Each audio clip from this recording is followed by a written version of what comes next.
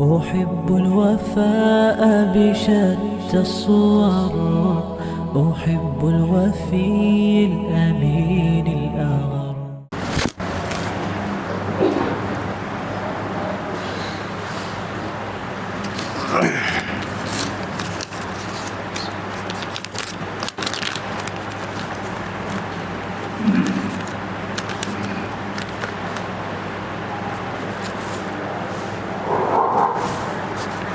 السلام عليكم ورحمة الله وبركاته. الحمد لله نحمده ونستعينه ونستغفره ونؤمن به ونتوكل عليه، ونعوذ بالله من شرور أنفسنا ومن سيئات أعمالنا. من يهده الله فلا مضل له ومن يضلله فلا هادي له، ونشهد أن لا إله إلا الله وحده لا شريك له، ونشهد أن سيدنا وسندنا ومولانا محمدا عبده ورسوله، وبارك وسلم تسليما كثيرا أما بعد. قال الله تبارك وتعالى في القرآن المجيد والفرقان الحميد: فأعوذ بالله من الشيطان الرجيم، بسم الله الرحمن الرحيم. يا أيها الذين آمنوا ادخلوا في السلم كافة ولا تتبعوا خطوات الشيطان إنه لكم عدو مبين. وقال النبي صلى الله عليه وسلم: واذكر في الكتاب مريم. وقال تعالى: ما كان محمد أبا أحد من رجالكم ولكن رسول الله وخاتم النبيين. صدق الله العظيم.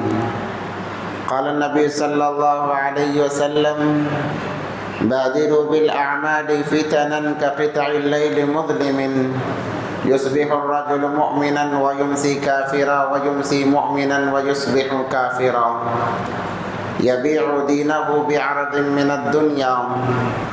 وقال النبي صلى الله عليه وسلم أنه سيكون في أمتي 30 كذاب، أنه يزعم كل نبي وأنا خاتم النبيين لا نبي بعدي. وقال النبي صلى الله عليه وسلم: كن في الدنيا كأنك غريب، أو كما قال عليه الصلاة والسلام.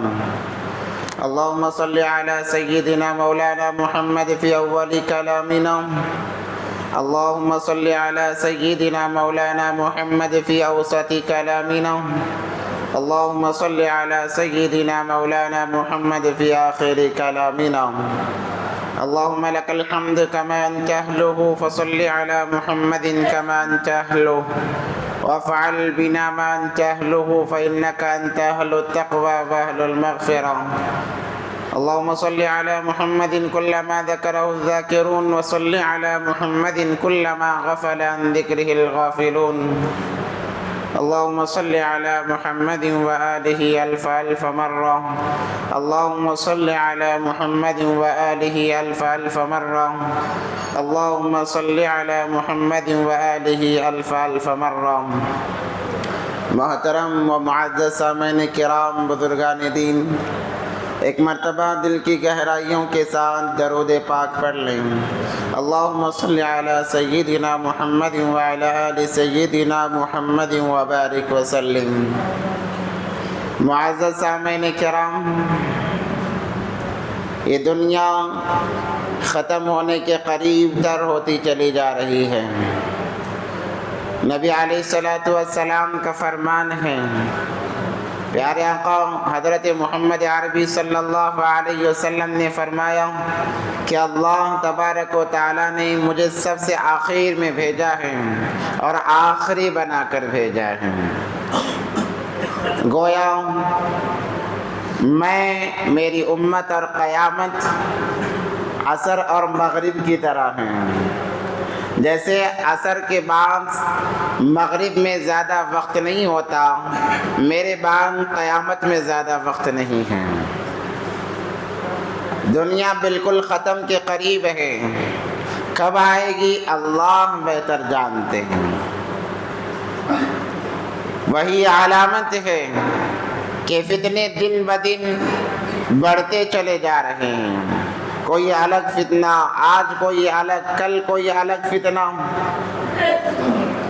مسلمان خصوص اعتبار سے ان فتنوں کا شکار ہوتے چلے جا رہے ہیں۔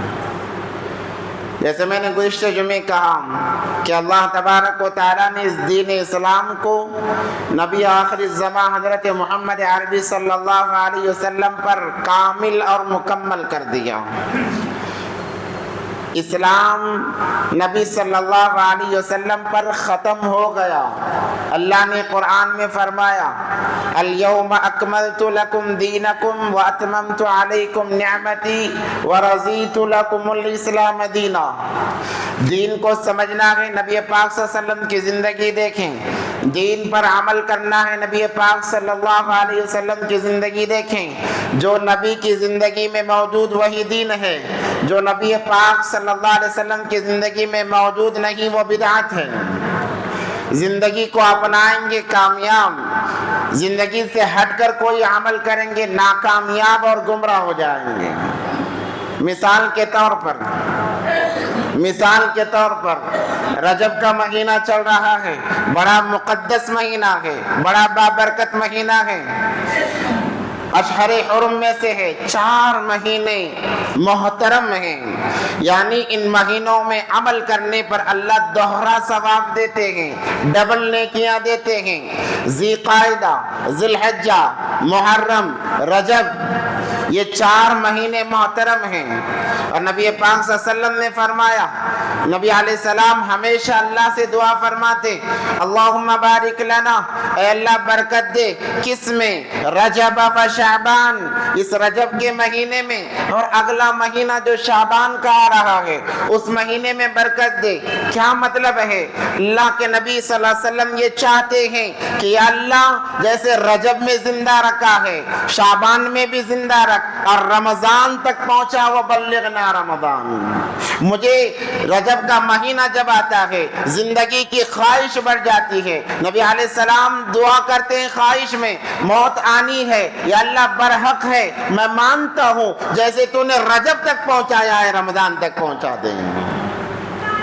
اتنا بابرکت مہینہ ہے، مگر افسوس اس مہینے میں اکثر و بیشتر مسلمان خرافات میں پڑے ہیں، دین کے ناسمجھی کی وجہ سے، علم نہ ہونے کی وجہ سے، یا پھر یوں کہ ہمارے باپ دادا کرتے آئے ہیں، باپ دادا کے کرنے کو دلیل بنا کر، باپ دادا کے عمل کو سامنے رکھ کر بہت سارے مسلمان اس مہینے میں خرافات میں پڑتے ہیں۔ اللہ تبارک و تعالیٰ نے عقل سلیم دی ہے، سوچنے کا مادہ اس میں رکھا ہے، ہم سوچیں یہ عمل ہم کس لیے کر رہے ہیں، کیوں کر رہے ہیں، کیا نبی نے کیا ہے، کیا صحابہ نے کیا ہے، کیا تابعین نے کیا ہے، کیا تبع تابعین نے کیا ہے، یا کسی حضرت عبد القادر جیلانی نے کیا ہے، یا غوث اعظم نے کیا ہے، بختیار کاکی نے کیا ہے، معین الدین چشتی نے کیا ہے رحمہم اللہ تعالی۔ ہم دیکھیں ان کی زندگیوں میں ہیں تو ہم خوشی سے کریں گے، ان کی زندگیوں میں نہیں ہے ہم قریب بھی نہیں جائیں گے۔ انسان ان باتوں کو سوچ لے خرافات سے بچ جائے گا۔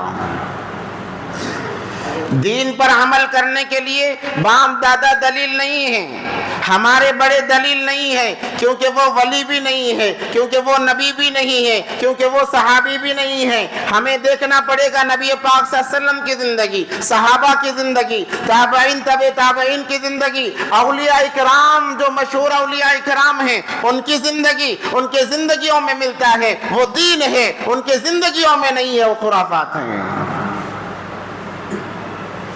تو اس رجب کے مہینے کے متعلق، رجب کے مہینے میں ہمارا یہ خیال، مسلمانوں کا یہ خیال، جعفر صادق رضی اللہ تعالیٰ عنہ کی ولادت ہوئی ہے، ان کی خوشی میں کنڈے بنائے جاتے ہیں۔ میرے بھائیو واللہ اس بات پر قسم کھائی جا سکتی ہے کہ رجب کے مہینے میں جعفر صادق رضی اللہ تعالیٰ عنہ کی ولادت نہیں ہے، ان کی ولادت میں اختلاف ہے، بعض رمضان کہتے ہیں، بعض دوسرا مہینہ کہتے ہیں، رجب کا مہینہ تو نہیں ہے۔ یہ کیسے مشہور ہوا؟ یہ کیسے مشہور ہوا؟ جعفر صادق رضی اللہ تعالیٰ عنہ یہودیوں پر بڑا بار تھے، یہودیوں پر بڑا زور تھے، جب ان کا انتقال ہوا، ہاں انتقال اس رجب کے مہینے میں ثابت ہے، تو انتقال کے دن کو انہوں نے برتھڈے کا دن بتایا، انہوں نے پیدائش کا دن بتایا اور خوشی منائی کہ جو ہمارے لیے مشکل تھی وہ آج ختم ہو گئی، اور اسی کو مسلمان نے رواج بنا لیا۔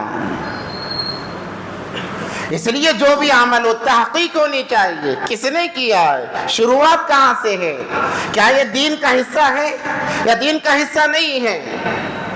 اسی لیے کہتے ہیں علماء سے تعلق رکھو، علماء سے تعلق رکھو، مگر ہم ہیں کہ دین کے معاملے میں علماء سے پوچھنا ہم گوارا نہیں کرتے، گوارا نہیں کرتے ہیں۔ بس میت کے چند مسائل، وہ بھی اگر جی چاہا تو پوچھ لیا، شادی کے مسائل جی چاہا تو پوچھ لیا، اسی پر اکتفا ہم علماء پر کرتے ہیں۔ کیا علماء صرف مرنے کے بعد چند مسائل بتانے، شادی کے وقت میں چند مسائل بتانے کے لیے ہیں؟ تجارت کا علم کون دے گا، زراعت کا علم کون دے گا، حقوق کا علم کون دے گا، قرآن کا علم کون دے گا، حدیث کا علم کون دے گا؟ جب یہ علوم ہم نااہلوں سے لینے لگے، ہم گمراہی کے راستے پر چلنے شروع ہو گئے۔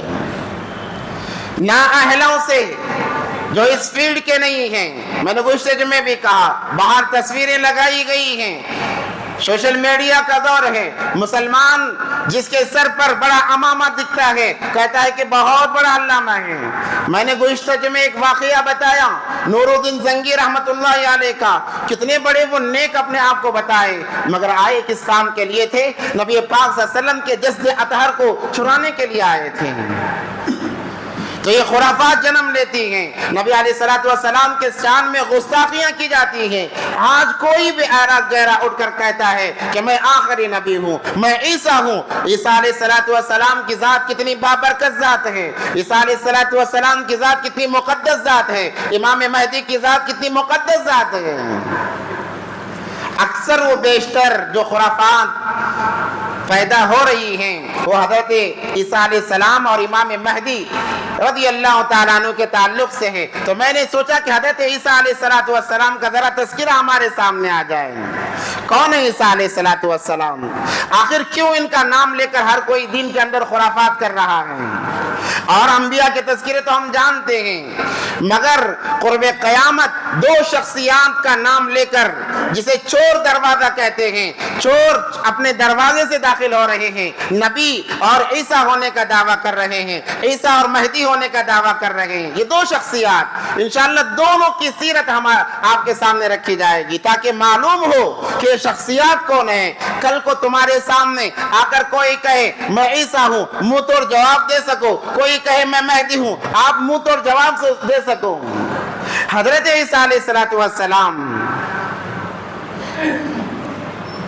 اللہ کے مقرب نبی اور رسول ہیں، ان پر انجیل نازل ہوئی جو آسمانی کتاب ہے۔ اس سے پہلے ذرا ان کو سمجھنے سے پہلے ان کے والدہ کا تذکرہ ہم سن لیں۔ جب ان کے والدہ کا تذکرہ سنیں گے تو پھر ان کو سمجھنا آسان ہو جائے گا۔ ان کی والدہ ہیں حضرت مریم، حضرت مریم کے والد حضرت عمران اور والدہ حضرت حنا۔ یہ بڑے مشہور، قرآن کے اندر ان کے نام سے ایک سورہ، بڑا سورہ نازل ہوا ہے، سورہ آل عمران کے نام سے، تیسرے پارے سے شروع ہوتا ہے۔ سورہ آل عمران یعنی عمران کا خاندان، اس خاندان میں حضرت مریم بھی ہیں، حضرت عیسیٰ بھی ہیں، انہی کے خاندان کے نام سے ایک سورہ ہے، مکمل سورہ۔ حضرت عمران کون تھے؟ جو حضرت مریم کے ابا تھے۔ وہ بیت المقدس، جہاں پر آج خرافات، جہاں پر آج بمباری، جہاں پر آج قتل و غارت گری عام ہے، اس مسجد کے وہ امام تھے۔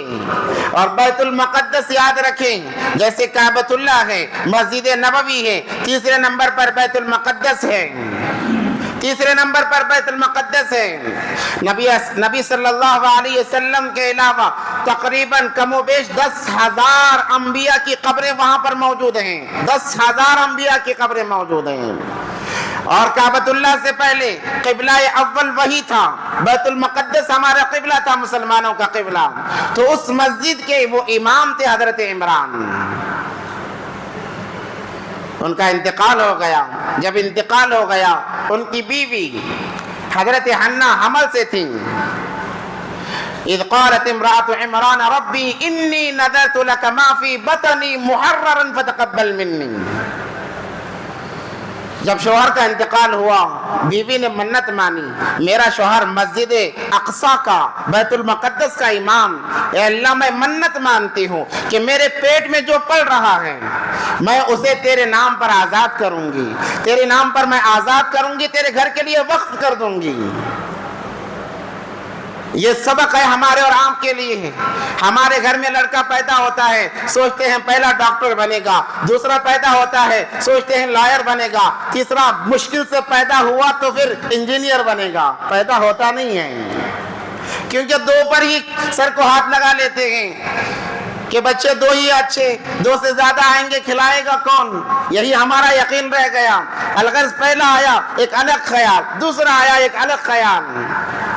یہ ہونا چاہیے پہلا پیدا ہو کہیں کہ ہم عالم بنائیں گے، ہم حافظ بنائیں گے، بنے نہ بنے ثواب آپ کو مل جائے گا. یہ ارادے ہونے چاہیے. تو عمران کی بیوی نے کہا بچہ ہوگا بیت المقدس کے لیے، اللہ کے دین کے لیے وقف کر دوں گی. مگر اتفاق اللہ کو ایک نظام بتانا تھا. حضرت حنہ نے لڑکی جنا، لڑکی کی پیدائش ہوئی تو کہنے لگی قالت ہی انثى، یہ تو لڑکی پیدا ہو گئی، اب میں کیا کروں. مگر منت مانی تھی، نظر مانی تھی، نظر کا پورا کرنا ضروری ہے. ہم نے نظر مانا کہ اگر میرا فلاں کام ہو گیا میں عمرہ جاؤں گا، آپ پر واجب ہے عمرہ کرنا.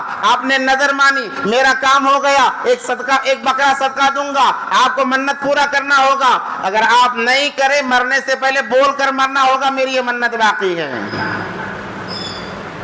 دین سے بہت دور ہیں ہم لوگ، بہت زیادہ دور ہیں. تو پھر منت تو مانی تھی، کہا کہ یہ بچی ہی کیوں نہ ہو، میں اسے بیت المقدس کے لیے وقف کر دیتی ہوں. لڑکی ہے کیسی رہے گی. حضرت زکریا علیہ السلام اس وقت کے نبی تھے اور حضرت مریم کے خالو تھے. انہوں نے کہا میں دیکھ بھال کروں گا، میں پرورش کروں گا. ان کی کوئی اولاد نہیں تھی، مگر چونکہ حضرت مریم کے ابا مسجد کے امام تھے، ہر ایک کے دل میں یہ خواہش پیدا ہو گئی کہ میں اس بچی کی دیکھ بھال کروں، میں اس بچی کی دیکھ بھال کروں. کیونکہ ان کے ابا امام تھے، ہم نے ان کے پیچھے نمازیں پڑھی ہے. یہ آج جیسا زمانہ نہیں تھا. آج عجیب حال ہے، آج عجیب حال ہے. جہاں امام اور مؤذن کی بات آتی ہے، برا نہ مانے آپ کے لیے نہیں بول رہا ہوں، آپ تو ماشاءاللہ بہت اچھے ہیں، صحیح دل سے بول رہا ہوں اچھے ہیں. اللہ آپ کو ایسے ہی اچھا بنائے رکھے. چونکہ بات یوٹیوب کے ذریعے سے دور لوگوں تک جاتی ہے، ان لوگوں کے لیے باتیں ہیں. آپ کبھی اپنے اوپر ان باتوں کو نہ لیں کہ ہمیں بتا کر کہا جا رہا ہے، آپ کے ذریعے سے دوسروں تک باتیں پہنچانے کے لیے کہا جاتا ہے. آج بھی امام کے پیچھے لوگ پڑ جاتے ہیں. ہم کیا کہتے ہیں، میں 2 رکعت نماز پڑھتا ہوں پیچھے اس امام کے، اور حقیقی معنوں میں پیچھے پڑ جاتے ہیں. امام کیا کھاتا ہے پیچھے پڑ گئے، امام کہاں جاتا ہے پیچھے پڑ گئے، امام کس سے ملتا ہے پیچھے پڑ گئے. اتنا پیچھے پڑتے ہیں کہ وہ توبہ استغفار کرنے لگتا ہے. بعض جگہ ایسی معاملات ہیں. ابھی ایک واقعہ سامنے آیا کہ ایک جگہ پر، اللہ بچائے ان لوگوں کو، اس بستی کے لوگوں کو، 2 دن میں ایک امام بدل رہا ہے، 2 دن میں ایک امام بدل رہا ہے. تحقیق کی تو پتا چلا کہ جیسے امام آتا ہے سارے گاؤں والے مل کر اس کے اوپر نگرانی رکھتے ہیں، نظر رکھتے ہیں. 2 دن میں کوئی نہ کوئی غلطی بتا کر نکال دیتے ہیں. ان کے عبادتوں کا کیا ہوگا، اعمال کا کیا ہوگا. کسی عالم کے بارے میں بدگمانی رکھنا اپنے 7 نسلوں تک دین کو محروم رکھنا ہے، یاد رکھیں. الغرض یہ دوسری بات ہے. لوگوں نے کہا ہم کفالت کریں گے، سارے لوگوں میں مشورہ ہونے لگا. زکریا علیہ السلام خالو ہیں، انہوں نے کہا ہم نگہبانی کریں گے. قرآن اندازی کی گئی، حضرت زکریا علیہ السلام کا نام آیا. تو حضرت زکریا علیہ السلام نے بیت المقدس کے کونے میں حضرت مریم کے لیے ایک کمرہ بنایا اور اس میں وہاں پر رکھا. حضرت مریم علیہ السلام کو جا کر انہیں کھانا پہنچایا کرتے۔ الغرض حضرت مریم علیہ السلام وہیں پر ان کی نشو نمائی ہوئی۔ ایک دفعہ کا واقعہ ہے، کلما دخل علیہا زکریا المحراب وجد عندہا رزقا قال یا مریم انا لک ھذا قالت هو من عند اللہ۔ ایک دفعہ جب جگہ دیکھا کہ بے موسم کے پھل رکھے ہوئے ہیں حضرت مریم کے پاس میں، موسم گرمی کا ہے سردی کے پھل ہیں، موسم سردی کا ہے گرمی کے پھل ہیں، ہر قسم کے پھل رکھے ہیں۔ زکریا علیہ السلام نے کہا میں نے کوئی پھل خریدا نہیں، مریم کے پاس پھل کہاں سے آئے؟ پوچھا مریم یہ کہاں سے آئے ہیں؟ مریم علیہ السلام نے کہا قالت هو من عند اللہ، یہ اللہ کی طرف سے آیا ہے، یہ اللہ کی طرف سے رزق ہے مجھے جو اللہ تبارک و تعالیٰ نے دی ہے۔ ان اللہ یرزق من یشاء بغیر حساب، جو اللہ پر اعتماد کرتا ہے اللہ رزق بغیر حساب کے دیتا ہے۔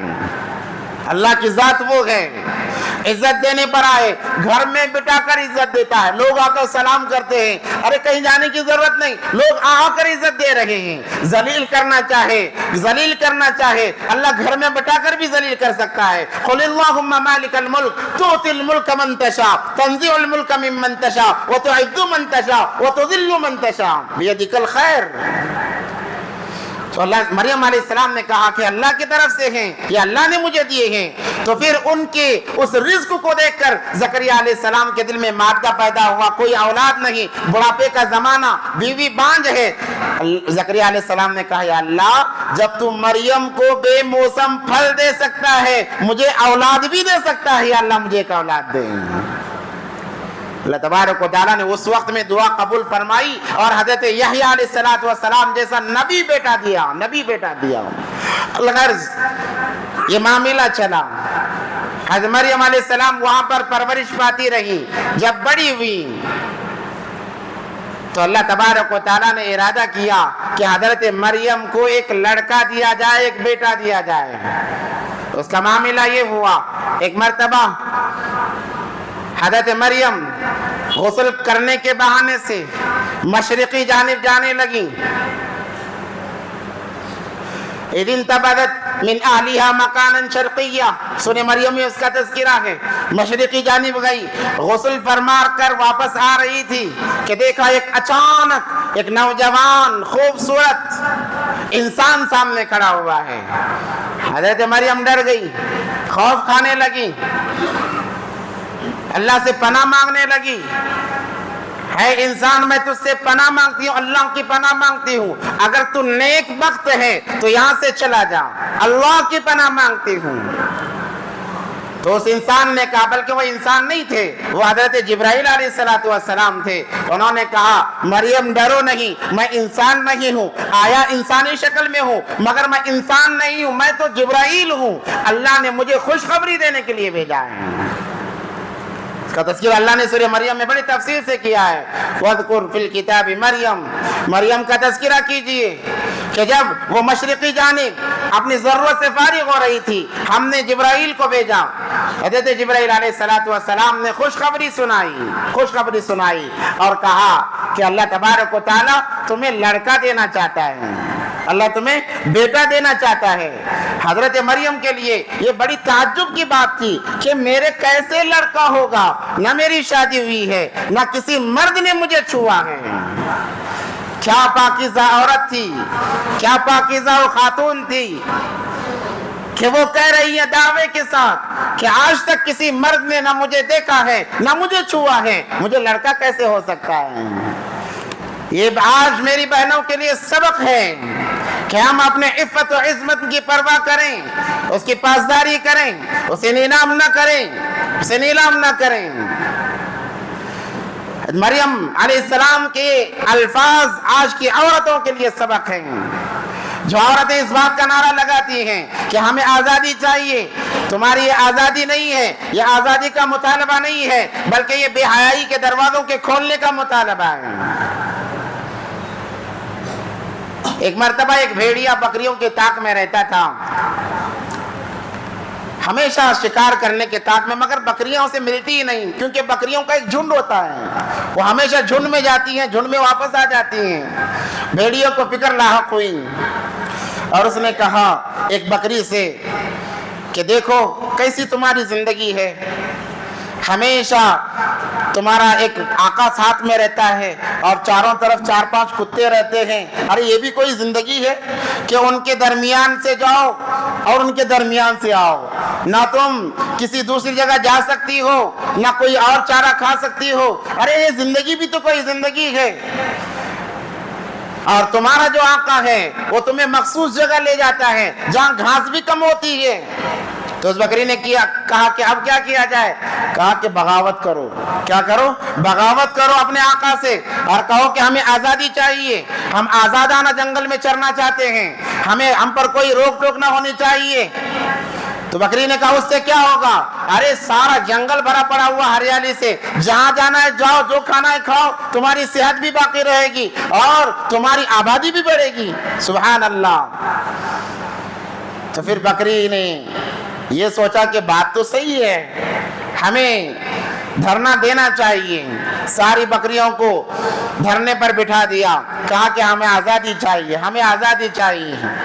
مالک نے سمجھایا یہ آزادی نہیں, تمہارے جان کا خطرہ ہے, آزادی نہ مانگو. انہوں نے کہا کہ جو کچھ ہو جائے ہم دیکھ لیں گے, ہمیں آزادی چاہیے. تو مالک نے آزاد کر دیا. جس دن آزاد کیا اسی دن سب سے پہلا شکار ہوا, اور وہ شکار کس کا تھا؟ وہی بکری کا تھا جس بکری نے دھرنے پر بٹھایا تھا. اب سارے بکریاں ڈر گئیں, کہنے لگی واقعی آج تک ہمیں کوئی کسی کی ہمت نہیں ہوئی تھی ہماری طرف آنکھ اٹھانے کی. ہم نے جیسے ہی آزادی کا دھرنا دیا اور ہم آزاد ہو گئیں, ہماری جانیں جانا شروع ہو گئیں. اے میری بہنوں, میری ماں آج بھی وہی ماں ملا. چند عورتیں ہیں آزادی کا بہانہ کرتی ہیں, آزادی کا نعرہ لگاتی ہیں, اور لوگ تمہیں بہکاتے ہیں کہ آزادی لو, برقعے میں رکھا کیا ہے؟ برقعے میں کیا رکھا ہے؟ تم گھٹو گی, تمہارے سانسیں گھٹنے لگیں گی. ارے برقع اتار دو. آج برقع اتروایا گیا, آج دیکھا جا رہا ہے کسی موری میں لاش پڑی ہوئی مل رہی ہے, کسی کنویں میں مل رہی ہے, ریپ ہو رہے ہیں, زنا عام ہو رہا ہے, عزتیں لوٹی جا رہی ہیں, بچیوں کی عزتیں لوٹی جا رہی ہیں. یہ آزادی کا نعرہ لگا کر اپنے آپ کو آزاد کرانے کا یہ نتیجہ ہے. مریم نے کہا کہ آج تک مجھے کسی مرد نے چھوا تک نہیں ہے. وَلَمْ يَمْسَسْنِي بَشَرٌ کہا قرآن نے. تو پھر حضرت جبرائیل علیہ السلام نے کہا ڈرو نہیں, میں انسان نہیں ہوں, میں فرشتہ ہوں, اللہ کی طرف سے اللہ نے مجھے بھیجا ہے. یہ کہہ کر حضرت جبرائیل علیہ السلام نے ایک پھونک ماری ان کی کوکھ پر, یا یوں کہا ان کے دامن میں حضرت جبرائیل علیہ السلام نے ایک پھنکار ماری, جس کی وجہ سے وہ حاملہ ہو گئیں. اللہ کے لیے کیا مشکل ہے. اللہ آدم علیہ السلام کو مٹی سے جب بنا سکتے ہیں, حضرت مریم کی کوکھ سے عیسیٰ کو کیوں پیدا نہیں کر سکتے؟ یہی تو اللہ کی قدرت ہے. اللہ یہی تو بتانا چاہتے ہیں کہ دیکھو میں کتنی بڑی قدرت والا ہوں, میں کتنی بڑی طاقت والا ہوں. جنت میں آدم کو بغیر ماں باپ کے بنایا, حضرت حوا کو آدم سے بنایا. جب میں اس پر قادر ہوں تو میں مریم کی کوکھ سے عیسیٰ کو کیوں نہیں پیدا کر سکتا؟ مگر یہاں پر یہودیوں نے چال سازی کی, چند عیسائیوں میں فرقے بن گئے. بعض عیسائی یہ کہتے ہیں کہ حضرت مریم نے نعوذ باللہ من ذالک زنا کیا ہے, وہی انسان سے جو آیا تھا, اور اس سے حضرت عیسیٰ پیدا ہو گئے, اسی لیے انہوں نے حضرت عیسیٰ کو سولی پر چڑھا دیا. بعض کا یہ عقیدہ ہے, اور یہ عقیدہ بھی ان کی کتابوں میں نہیں تھا, بائبل میں نہیں تھا. یہ عقیدہ بھی یہودیوں نے ان کے دماغ میں ڈالا ہے. اسی لیے قرآن نے کہا کہ یہودی دین اسلام کے سب سے بڑے دشمن ہیں. وہ کسی کے نہیں ہیں, نہ وہ عیسائیوں کے ہیں, نہ مسلمانوں کے, نہ ہندی, کسی کے نہیں ہیں.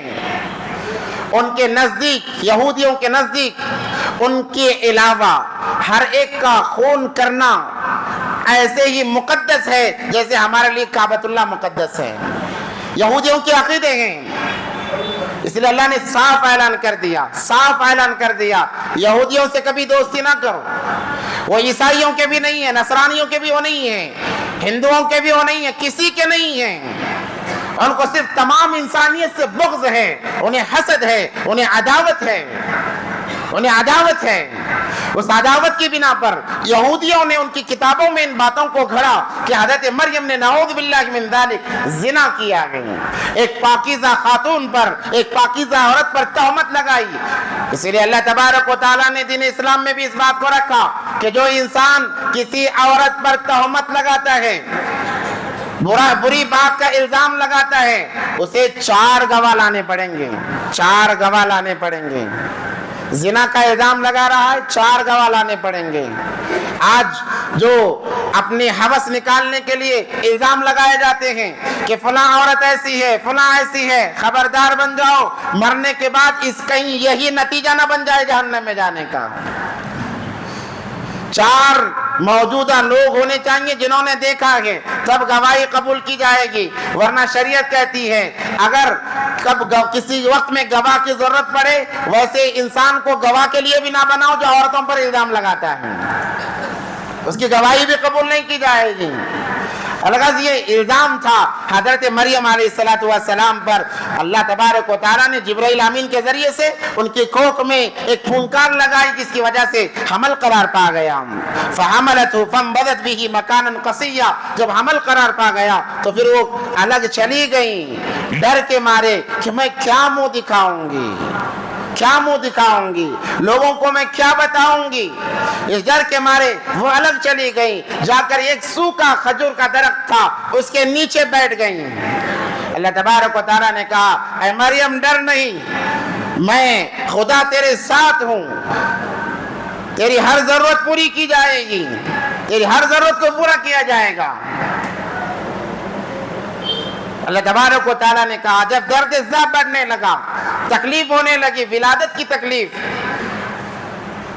تو اللہ تبارک و تعالیٰ نے کہا اے مریم جس درخت کے نیچے تو بیٹھی ہے اس درخت کو ذرا حرکت دے۔ مریم نے کہا یا اللہ یہ درخت تو سوکھا ہے، اس پر کوئی پھل نہیں ہے، اس کو حرکت دینے سے کیا ہوگا؟ اللہ نے کہا یہی تو میری قدرت ہے، تیرا کام حرکت دینا ہے، غذا پہنچانا میرا کام ہے۔ حضرت مریم نے اس درخت کو ہلایا، دیکھتے ہی دیکھتے اس درخت سے پکے کھجور گرنے لگے، اور اسی اثنا میں ولادت ہو گئی حضرت عیسیٰ علیہ السلام کی۔ حضرت عیسیٰ علیہ السلام دنیا میں آئے ہیں، بغیر باپ کے آئے ہیں، کوئی ان کا باپ نہیں ہے، اور اللہ نے قرآن میں، سارے قرآن میں کہیں بھی کسی عورت کا ذکر نہیں ہے، کسی عورت کا ذکر نہیں ہے، بلکہ حضرت مریم کے والدہ کا بھی ذکر آیا، عمران کی بیوی کے نام سے ذکر آیا ہے، مگر حضرت مریم کا نام اس لیے آیا کہ یہودی کہتے ہیں، عیسائی کہتے ہیں مریم اللہ کی بیوی ہے نعوذ باللہ، یا پھر عیسیٰ حضرت اللہ کے بیٹے ہیں، تو اللہ نے کہا عیسیٰ میرے بیٹے نہیں ہیں، وہ مریم کے بیٹے ہیں۔ اسی لیے جہاں تذکرہ آتا ہے حضرت مریم کے نام کے بعد حضرت عیسیٰ کا نام آتا ہے، حضرت عیسیٰ کے بعد حضرت مریم کا نام آتا ہے، یہ بتانے کے لیے کہ عیسیٰ میرے بیٹے نہیں ہے، وہ مریم کے بیٹے ہیں، اور میں نے ان کو بغیر باپ کے پیدا کیا ہے۔ اب ولادت ہو گئی، دنیا میں حضرت عیسیٰ علیہ السلام تشریف لا چکے، کمزوری محسوس ہونے لگی، تو اللہ تبارک و تعالیٰ نے حضرت عیسیٰ کی ایڑیوں کے قریب ایک نہر جاری کی، پانی کا ایک چشمہ جاری کیا، اور مریم سے کہا اے مریم ایک کھجوریں کھا اور پانی پی، تیرے اندر قوت و طاقت آئے گی۔ اطباء لکھتے ہیں کہ جو عورت ولادت کے بعد کمزوری محسوس کرتی ہے، بلکہ ہر عورت کے لیے جب بچے کی ولادت ہو جائے سب سے پہلی غذا کھجور دینے چاہیے، کچے کھجور دینے چاہیے، وہ میسر نہ ہو سوکھے کھجور دے دیں، کہتے ہیں کہ اس کی قوت کے لیے کافی ہے۔ اور یہ وقت عورت کے لیے بڑا عجیب لمحہ وہ ہوتا ہے، ولادت کا جو لمحہ ہوتا ہے، اسی لیے تو اللہ کے نبی صلی اللہ علیہ وسلم نے فرمایا اپنی عورتوں کی قدر کر لیا کرو، تمہاری اولاد کے لیے وہ کئی دفعہ موت کے منہ سے واپس آتی ہے۔ اپنے بیویوں کی قدر کر لیا کرو، ان کی عزت کر لیا کرو۔ آج جو لوگ اپنے بیویوں پر ہاتھ اٹھاتے ہیں، خدا را احساس کریں ذرا، اگر تمہارے باپ نے تمہارے ماں کی قدر کی نہ ہوتی تو تم دنیا میں نہ آئے ہوتے ہیں۔ ایک صحابی آئے نبی پاک صلی اللہ علیہ وسلم کے پاس اور کہنے لگے اللہ کے نبی میری بوڑھی والدہ ہے, میں نے وہ چل نہیں سکتی, نہلانا دھلانا پاخانہ دھلانا میں ہی کرتا ہوں, میں بیٹا ہوں, اور میں نے اس والدہ کو اپنے کاندھے پر بٹھا کر پیدل 30 حج کیے یا اس سے زیادہ حج کیے, اپنے کاندھے پر بٹھا کر میں نے حج کرا اپنے والدہ کو, کئی حج کرایا میں نے. اللہ کے نبی کیا میں نے اپنے والدہ کا حق ادا کر دیا؟ حق ادا کر دیا. نبی صلی اللہ علیہ وسلم نے فرمایا اے فلانے, اگر تو اپنے جسم کی چمڑی کو نکالتا, اس کے جوتے بناتا, تیری ماں کو پہنا تھا, وہ ماں ان جوتوں کو پہن کر چلتی چلتی وہ گھس کر ختم ہو جاتا, پھر دوبارہ اپنا چمڑا نکالتا, جوتے بناتا, وہ ماں اس چپل کو پہن کر چلتی چلتی گھس سے ختم کر دیتی, تیسری مرتبہ تو اپنا چمڑا نکالتا, جوتا بنا کر اپنی ماں کو پہنا تھا, وہ ماں پہن کر چلتی چلتی گھسیٹ کر ختم کر دیتی, تب بھی تو نے اپنی ماں کا وہ حق ادا نہیں کیا جو تیری ولادت کے وقت میں پہلی آہ تیری ماں نے بھری تھی. تیری ولادت کے وقت میں, تیری پیدائش کے وقت میں آج جو ماں بھرتی ہے تکلیف کے مارے, تو نے اس کا بھی حق ادا نہیں کیا. اللہ کے نبی صلی اللہ علیہ وسلم نے کہا الجنت تحت اقدام الامہات, الوالد اوسط من ابواب الجنہ. آج کا نوجوان بڑا افسوس ہوتا ہے, یہاں پر بات کرنے میں زبان لڑکھڑا جاتی ہے کہ ماں باپ کو کہا جاتا ہے کہ تمہیں کچھ معلوم نہیں ہے, وہ ماں باپ اگر نہ ہوتے تم دنیا میں نہ ہوتے. اللہ نے قرآن میں فرمایا وَلَا تَقُلْ لَهُمَا اُف, اف بھی نہ کہنا. اگر اپنے ماں باپ کو اف کہو گے, نوجوانوں سن لو کان کھول کر, کعبے کا غلاف پکڑ کر تم دعا کرتے ہو نا کہ میرے کاروبار میں برکت آئے, میرے مال میں برکت آئے, میری پریشانیاں ختم ہو جائے, قسم اللہ کی ساری زندگی حج کرتے رہو, ماں باپ ناراض ہیں, تمہارے حج منہ پر مار دیے جائیں گے, تمہاری نمازیں منہ پر مار دیے جائیں گے. جس جنت کے لیے تم نمازیں پڑھتے ہو, نبی علیہ السلام نے فرمایا الجنت تحت اقدام الامہات. حج پہ جانے کی ضرورت نہیں ہے, ایک فرض ادا کر لیا ہو گیا, اب ماں کے قدموں میں جاؤ, ماں کے قدموں میں جاؤ, باپ کے قدموں میں جاؤ اور کہو ماں میرے لیے دعا کر دے. ایک ماں کی دعا 1000 شیخ عبد القادر جیلانی رحمت اللہ علیہ جیسے 1000 اولیاء پر کی ان کی دعاؤں پر غالب آئے گی. ایک ماں کی دعا. ماں تو وہ ہستی ہے, باپ تو وہ ہستی ہے کہ وہ جنت کا دروازہ ہے. جب دروازہ نہیں کھلے گا کہاں سے اندر جاؤ گے؟ چند کمبخت نوجوان کہتے ہیں اگر پہلے یہ میرے ماں باپ تو جنت میں جائیں, ارے وہ جنت میں جائیں نہ جائیں دوسرا نمبر ہے, اپنی جنت کا خیال کر, تیری جنت کا کیا ہوگا؟ نبی علیہ السلام نے فرمایا تیری ولادت کے وقت میں جو پہلی آہ تیری ماں نے بھری تھی, اس آہ کا بھی تو نے حق ادا نہیں کیا. تو ہم حق ادا نہیں کر سکتے. اس لیے کہا جاتا ہے کہ جب بچے کی ولادت ہو, اطباء کا قول, ایک کھجور کھلاؤ تاکہ اس کی کمزوری ختم ہو جائے. اور ان نوجوانوں سے جو بیویوں پر ظلم کرتے ہیں خدا را رحم کریں, تمہاری نسل بڑھانے والی وہی تو عورت ہے, وہی تو عورت ہے تمہاری نسل بڑھانے والی. نبی علیہ السلام نے کیا کہا؟ انا خیرکم خیرکم لأہلی, سب سے بہترین انسان. پوچھا اللہ کے نبی سب سے بہترین انسان کون ہے؟ سب سے بہترین انسان کون ہے؟ کہا جو اپنے گھر والوں کے ساتھ اچھا سلوک کرے, جو اپنے بیوی بچوں کے ساتھ اچھا سلوک کرے, والدین کے ساتھ اچھا سلوک کرے. نبی علیہ السلام نے فرمایا میں اپنے گھر والوں کے ساتھ سب سے اچھا ہوں. تمہارے ہاتھ کانپ جانے چاہیے جب تم اپنے بیویوں پر ہاتھ اٹھاتے ہو. ارے وہ عورت تو اس نے اپنے باپ کو چھوڑا, اپنے ماں کو چھوڑا, اپنے بھائیوں کو چھوڑا, اپنے خاندان کو چھوڑا, تمہارے لیے کوئی تعلق نہیں تھا. تم کون لگتے تھے اس سے نکاح سے پہلے؟ ایک اجنبی مرد کے لیے اتنا چھوڑنا بہت بڑی بات ہے. کیا تم اس عورت کے لیے چھوڑ سکتے ہو؟ اپنے ماں باپ کو چھوڑ سکتے ہو, اپنے بھائیوں کو, خاندان کو چھوڑ سکتے ہو. تم ہزاروں عورتوں کو چھوڑ سکتے ہو مگر ان کو چھوڑنے کے لیے تیار نہیں ہوتے. قربان جائیں اس پر, تمہارے لیے اس نے سب کچھ چھوڑا ہے. اور نوجوان تھوڑی سی بات پر ہاتھ اٹھاتا ہے. خرابیاں ہوں گی, وہ خرابی اس کی نہیں ہے, تمہاری خرابی ہے. کیونکہ حدیث کہتی ہے عورت مرد کے پسلی سی بنی ہوئی ہے, اگر اس کے اندر ٹیڑھا پن ہے تو وہ اس کا ٹیڑھا پن نہیں, تمہارا ٹیڑھا پن ہے, تمہارا ٹیڑھا پن ہے. اس کو سدھارنے کی کوشش نہ کرو، تم اس کے سامنے سدھر جاؤ، وہ خود سدھر جائے گی۔ اسی لیے تو آج طلاق ہو رہی ہیں، کتنے طلاق، ہر دوسرے ہفتے میں 2-3 معاملات۔ اس ہفتے کی بات کر رہا ہوں، میرے پاس کم سے کم 3 طلاق کے معاملے آئے ہیں۔ کیا معاملہ ہے؟ اپنے آپ کو دین محمدی صلی اللہ علیہ وسلم سے جوڑیں، شریعت کو سیکھیں، دین کو سیکھیں، نبی صلی اللہ علیہ وسلم کی زندگی کو سیکھیں، پتہ چلے گا کس کے ساتھ کیسے زندگی گزاری کی جا سکتی ہے۔ الغرض بات دوسری طرف چلے گئی، حضرت عیسیٰ علیہ السلام کی ولادت ہوئی تو حضرت مریم ڈرنے لگی کہ اب بچہ پیدا ہو گیا، گاؤں میں کیسے جاؤں، لوگ تو تانا دیں گے۔ ارے پاکیزہ عورت کو نہیں چھوڑتے ہیں، جس کنواری عورت کے گود میں بچہ آ جائے اس کو چھوڑیں گے،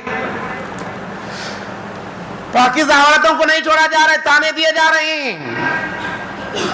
اللہ نے قرآن میں فرمایا، انشاءاللہ اس آیت پر کبھی بات ہوگی، یا ایھا الذین آمنوا اجتنبوا کثیرا من الظن، اے مسلمانوں ایمان والو گمان سے بچو، کسی کو دیکھ کر گمان نہ لگاؤ، نہ سوچو کہ ایسا ہو سکتا ہے ویسا ہو، وہ جیسا بھی ہو یہ دیکھو تم کیسے ہو۔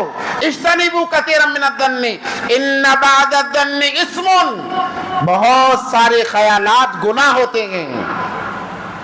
ولا یکتم بعضکم بعضا ولا تجسسوا ولا یکتم بعضکم بعضا، ایک دوسرے کے بارے میں بدگمانی نہ لاؤ، اچھے گمان رکھو، اچھے خیالات رکھو، میرا بھائی اچھا میں برا ہوں، میرا بھائی اچھا میں برا، یہ صفت آنی چاہیے مسلمانوں کے اندر۔ آج میں اچھا ہوں میرا بھائی برا ہے، دنیا ساری بری، میں اچھا ہوں، میں اچھا ہوں، میں اللہ کا نیک ولی ہوں، ساری دنیا بری ہے۔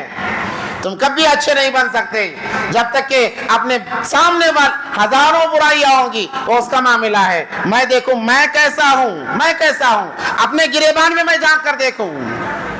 اللہ نے اور عجیب بات کہی، ایحب احدکم، کیا تم یہ چاہتے ہو، ان یاکل لحم اخی، کہ تم اپنے مردار بھائی کا گوشت نوچ کر کھاؤ، کچا کھا جاؤ، فکرہتم، اس بات سے تم کتراتے ہو، ڈرتے ہو کہ اپنے مردار بھائی کے گوشت کو کچا کھا جاؤ۔ جب تمہیں وہ بات پسند نہیں ہے تو یہ بات کیسے پسند ہے کہ تم دوسرے کے بارے میں برے گمان کرو، برائی سوچو، نہ سوچو اللہ کے لیے۔ اللہ قیامت قائم کریں گے، حساب ہوگا، ایسے سوچنے والوں کے سارے اعمال ضائع ہو جائیں گے۔ تو مریم ڈر گئی کہ میرے گود میں بچہ ہے، وہ بھی ابھی پیدا ہوا ہے، لوگ کیا کہیں گے۔ قرآن نے اس کا تذکرہ کیا، لوگوں نے برائی کی اور کہا، یا اخت ہارون، اے ہارون کی بہن، تو نے یہ کیا کر دیا، تو نے یہ کیا کر دیا کہ بچہ آ گیا، تیرے ماں باپ تو ایسے نہیں تھے۔ کیا بڑی بات کہی بغیر سوچے سمجھے۔ اس لیے میرے بھائیوں، جب کوئی بچہ یا بچی گناہ کرتے ہیں، کوئی غلط کام کرتے ہیں، سیدھا لوگ انگلی ماں باپ پر اٹھاتے ہیں، ماں باپ پر اٹھاتے ہیں۔ مریم علیہ السلام کا تذکرہ قرآن میں ہے، لوگوں نے کہا، یا اخت ہارون، اے ہارون کی بہن، اے میری بہنوں سن لو کان کھول کر، اگر تمہارے قدم غلط راستے پر گئے تمہارے بھائیوں کی ہی عزت محفوظ نہیں، نہ تمہارے ماں باپ کی عزت محفوظ ہے۔ میری بہنوں اپنے عزتوں کی خود حفاظت کرو، تمہارے بھائیوں کی بھی عزت محفوظ، تمہارے ماں باپ کی بھی عزت محفوظ۔ اگر تم نے غلط قدم اٹھایا، اللہ گواہ ہے، نہ تمہارے بھائیوں کی عزت محفوظ، نہ تمہارے والدین کی۔ جب ایک عورت اپنی نظریں جھکا کر چلتی ہے تو اس کے ماں باپ نظریں اٹھا کر چلتے ہیں، اور جب کوئی عورت نظریں اٹھا کر چلتی ہے اس کے ماں باپ کو دنیا نظریں جھکا کر چلنے پر مجبور کرتی ہے۔ نوجوانوں میرے بھائیوں، اپنی نظریں جھکا کر رکھو تاکہ تمہارے ماں باپ معاشرے میں، محلے میں نظریں اٹھا کر سینہ تان کر چلنے والے بنیں، اپنی نظروں کو جھکا کر چلا کریں، اسی میں عافیت ہے۔ مریم کے لیے کہا، اے مریم، اے ہارون کی بہن، تجھے کیا ہو گیا، تیرے ماں باپ ایسے نہیں تھے، بلکہ یوں کہا تیرے ماں باپ زانی نہیں تھے۔ کتنی بڑی بات ہے۔ تو جو انسان، یہ بات بھی غلط ہے، یہ بات غلط ہے کہ اگر بچہ گناہ کرے تو والدین پر الزام لگایا جائے، مگر ایک قاعدہ ہے، ایک رواج ہے کہ جب بچہ غلطی کرتا ہے ماں باپ کو نشانہ بنایا جاتا ہے۔ اس لیے ضروری ہے کہ بچے اپنی عزت و عصمت کی حفاظت کریں تاکہ میرے ماں باپ محفوظ رہیں۔ مریم علیہ السلام کے لیے کہا گیا تیرا بھائی تو نیک تھا، تیرا بھائی تو اللہ والا تھا جس کا انتقال ہو گیا، اور تیرے ماں باپ شریف تھے، حضرت عمران تو مسجد اقصی کے امام تھے اور حضرت حنا بڑی پاکیزہ خاتون تھی، اس کے باوجود کہا گیا تیرے ماں باپ تو ایسے نہیں تھے، تو کیسے ایسے بن گئی؟ تو پھر اللہ تبارک و تعالیٰ نے کہا اے مریم جب یہ تیرے سامنے یہ باتیں آنے لگیں کچھ نہ کہنا، یہ کہنا کہ میرا روزہ ہے، کیا کہنا؟